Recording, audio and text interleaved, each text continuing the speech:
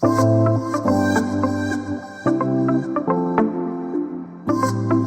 that right there is the elevator with two. Hello, people.